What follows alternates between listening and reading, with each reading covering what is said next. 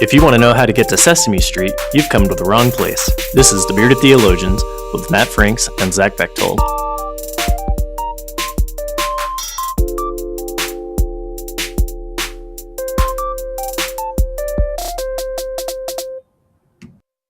You're listening to the Bearded Theologians, hosted by Matt Franks and Zach Bechtold. And this week, as we were kind of kicking around what to talk about, we stumbled across this quote. It was a quote from Peter Böhler to John Wesley. John was struggling with his faith, and he hadn't had that Alder's Gate experience that was all famous for John and for us as Methodists. And he was really struggling with his faith, and Böhler responded to his doubt and his questions of faith with this really classic quote that Methodists and others alike have hung to. But I really like it, and I think it's a good quote for us to talk about today. But it's preach faith till you have it, and then because you have it, you will preach faith. So Zach, as you hear that quote, what do you think about in the context of that, and how does it speak to you? Well, the whole story, the whole situation, the whole encounter between Peter and John, I refer to him on a first name basis because we're homies. We all have that internal. Okay, yeah, point behind you. For everybody listening, he has a John Wesley bobblehead. Don't derail me. And a bust. All right. Calm down. So it really, we all have this struggle in our faith, and I think if we're not honest with ourselves enough to admit that, I think we got some soul searching to do. But we've all doubted, and we all will doubt throughout our journeys in faith, and it's for things like this, like what Peter told John: preach faith till you have it, and then because you have it, you will preach faith. I think that's profound, because it means we're going to keep searching for it. It means we're going to keep digging and pressing forward and trying to actively seek out where God's working in our life.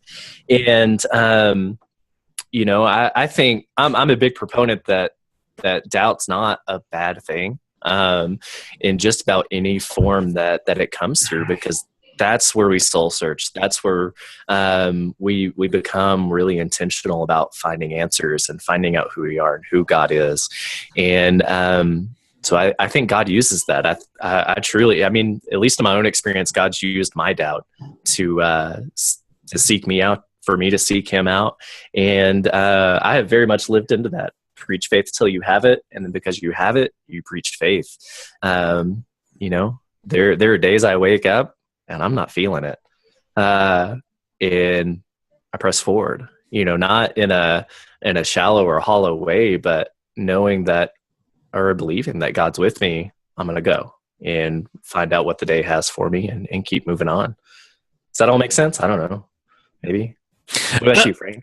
a little bit. And I think of it as this, is that like one of the things that we tend to forget is that even in a journey, we can sometimes get lost, and we can sometimes get turned around, or we miss a turn, or, those of you that have been on a mission trip with me know that if I don't make a couple of circles, it's not really a trip. And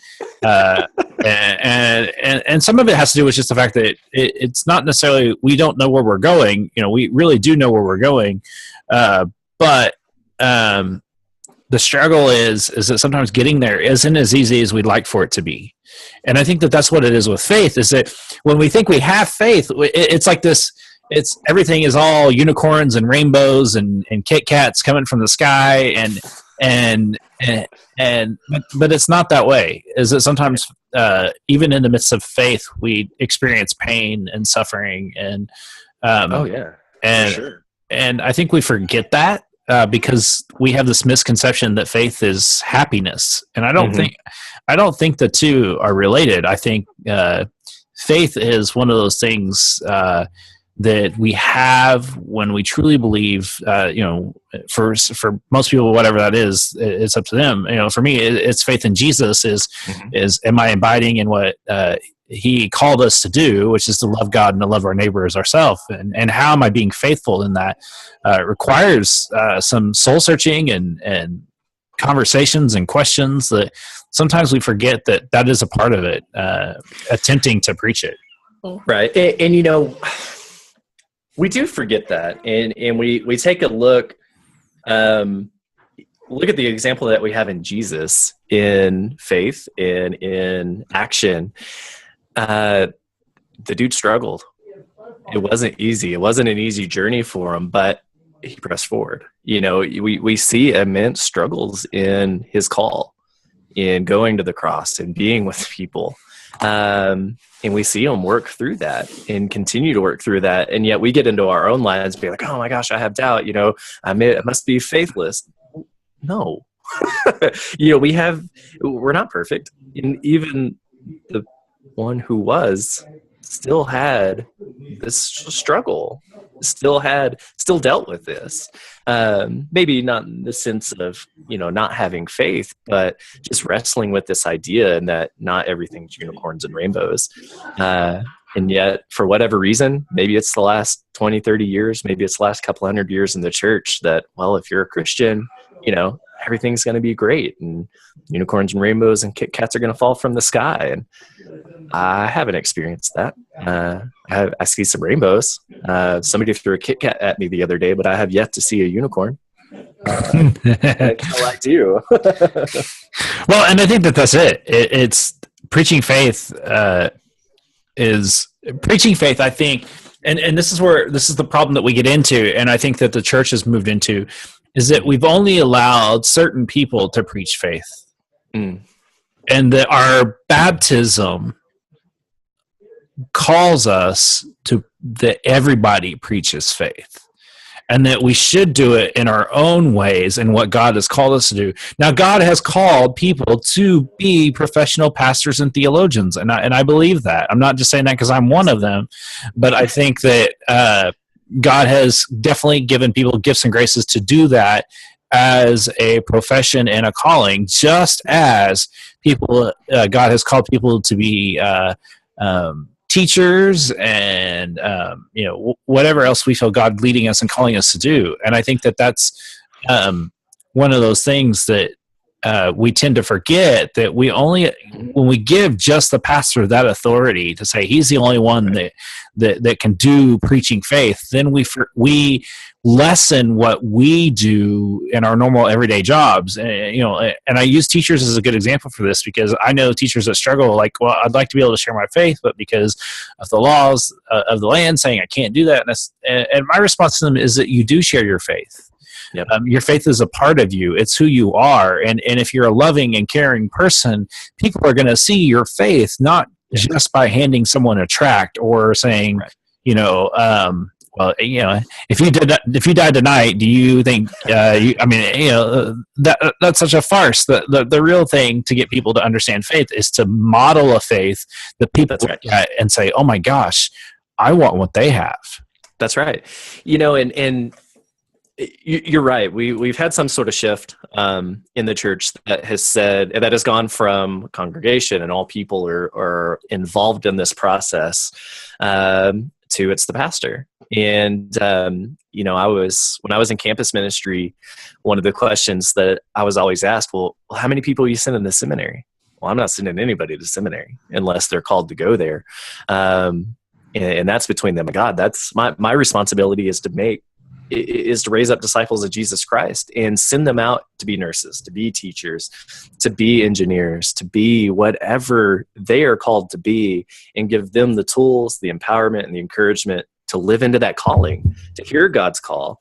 And you're right. We all have a responsibility. All of us who profess Jesus Christ as our Lord and Savior have that responsibility to live out the gospel in our lives in such a way that preaches faith, that shows people who we are without even handing them a tract or talk. It's the way in which we act. I mean, it is.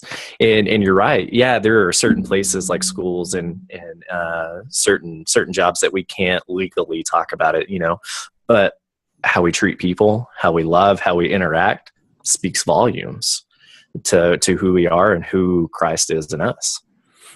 And I think that that's the question that we could leave you all with today to discuss and to wrestle with is, how are you preaching faith? Mm. And if you are struggling with your faith, continue to live your life faithfully until you feel like you have faith. And then because you have faith, live more. Yeah. I'm going to expand on that a little bit, maybe just a little awareness. Another question. Who in your life isn't picking up the Bible but reading the gospel through you? You're the only gospel that they're reading, and what is it? So what are you preaching today in your day-to-day life? And that's what we'll leave you with leading into Thanksgiving. We hope that you're able to go and spend time with your family and friends. And if you can't, know that you're in our prayers, both traveling and wherever you may end up over the next couple of weeks. May it be a thankful season. And we also want to thank you we're thankful for you guys listening to us, spending time with us each week, downloading the podcast wherever you may do it, iTunes, Google Play, Stitcher, and YouTube. Leave us a review. Give us at least a star. That would be nice. We don't want to overdo it on the stars. No, always overdo it on the stars. Always overdo it. Everybody gets a star. That's the society we live in. We can put trophies on our website later. And speaking of our website, you can check out more content at beardedtheologians.com. We have plenty of guest bloggers. You can check out past podcasts, and you can buy stuff. We have some great stocking stuffers this season, all the way from coffee mugs to stickers. Yeah. And even beautiful baby onesies. Baby onesies. So even if you have friends that aren't having a baby, but you want to send a message, we have onesies. Out there. I will say that it is a sad thing that this year there is no Frank's Bechtold Thanksgiving journey vacation due to budget constraints that was put on hold until probably next year.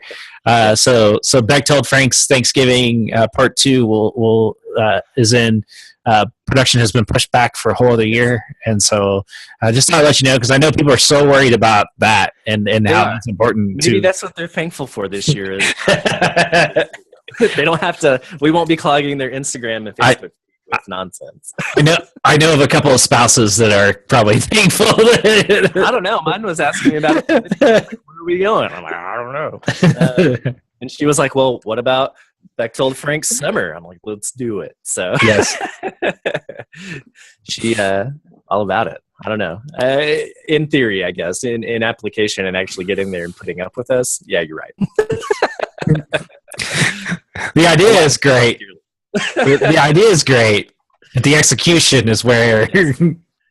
You know, it's fair to say when we get together, it goes from 4 adults and 5 kids to 7 kids and 2 adults. That's a fair breakdown of what happens on Bechtold Frank's vacations.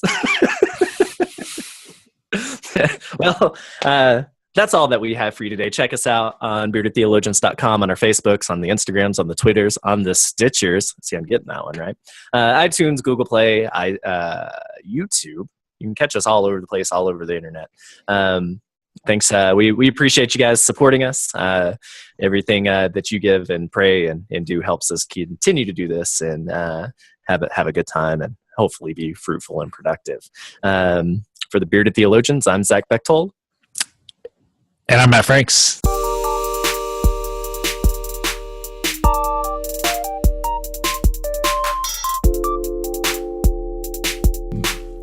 Thanks for listening to The Bearded Theologians, hosted by Zach Bechtold and Matt Franks.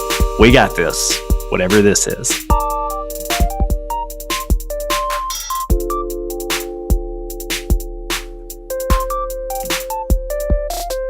Did you forget your name?